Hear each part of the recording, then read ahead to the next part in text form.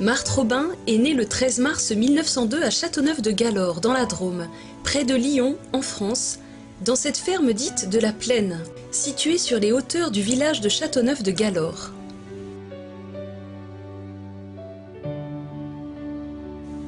Elle est la 6e enfant de Joseph et Célestine Robin. Ses parents sont de modestes paysans qui travaillent dur leurs 10 hectares de terre pour nourrir leur famille. La famille Robin n'est pas pratiquante, mais ses parents tiennent à la faire baptiser. Très tôt, Marthe rend de petits services. Elle garde aussi les chèvres. À 6 ans, elle commence à se rendre à l'école et fait 2 kilomètres à pied matin et soir, par tous les temps, pour aller en classe. À 10 ans, elle fait sa première communion. Alors qu'elle n'est pas dans un milieu porteur sur le plan de la foi, Marthe a déjà une relation personnelle avec le Seigneur.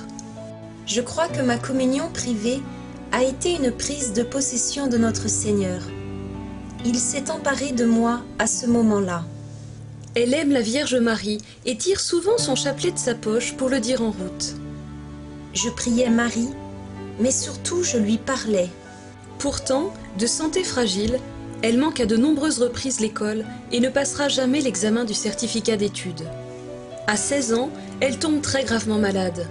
Elle reste au lit plus de 2 ans dans un état léthargique.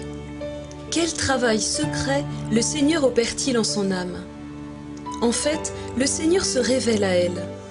Dieu est bon. Dieu est Père. Dieu nous aime.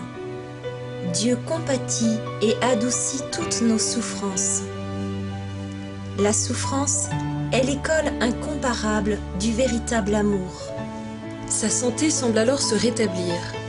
Elle reprend une petite activité. Elle fait de la broderie pour payer ses médicaments. Peu à peu, elle comprend pourtant qu'elle ne guérira jamais et elle en souffre.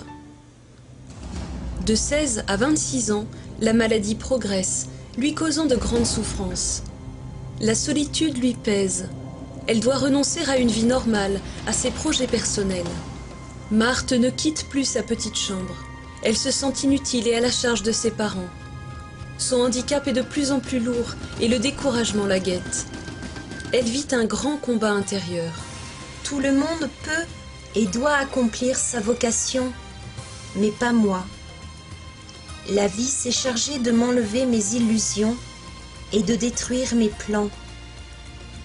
Je me suis débattue avec Dieu. Je serais bien mieux dans la terre que dessus, à mon avis. C'est alors qu'à 26 ans, sa vie bascule grâce à une mission paroissiale prêchée à Châteauneuf par des pères capucins. 2 pères capucins viennent la visiter. Elle reçoit une immense grâce qui vient tout bouleverser. Elle comprend que la rencontre avec le Seigneur donne un sens à sa vie de malade. Rien ne sera plus comme avant. Après des années d'angoisse, de souffrance physique et morale, j'ai choisi le Christ Jésus. Ma seule valeur, ma seule beauté est de rester toute petite à ma place, voulue par Dieu, adorante et silencieuse. Le 10 février 1936, Marthe Robin rencontre le père Georges Finet pour la première fois. Ce prêtre de Lyon vient lui apporter un tableau de la Sainte Vierge pour la petite école de filles fondée, à sa demande, en 1934 à Châteauneuf.